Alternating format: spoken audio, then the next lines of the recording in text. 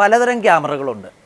Point and shoot, digital SLR, medium format, range finder, large format, അനേക തരം. പ്രധാനമായും നിങ്ങൾ കണ്ടിട്ടുണ്ടാവുക പോയിൻ്റ് ആൻഡ് ഷൂട്ട് ക്യാമറകളും SLR ക്യാമറകളുമാണ്.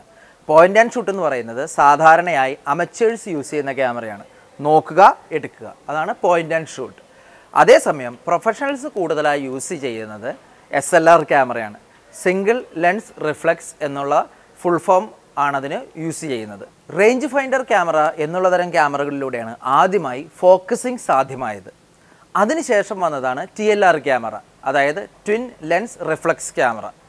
അതിനുശേഷം ഇതിൻ്റെ എല്ലാം ഒരു നെഗറ്റീവ് സൈഡുകളെ മാക്സിമം റെഡ്യൂസ് ചെയ്ത് കൊണ്ടുവന്നതാണ് SLR, single lens reflexive camera. ഇതെല്ലാം തന്നെ ഗുണവും ദോഷവും എല്ലാ മോഡലിലും ഉണ്ട്.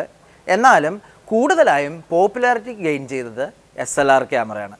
ഞാൻ ഇന്ന് നിങ്ങളെ ആദ്യമായി കാണിക്കുന്നത് ഒരു ട്വിൻ ലെൻസ് റിഫ്ലെക്സ് ക്യാമറയാണ്.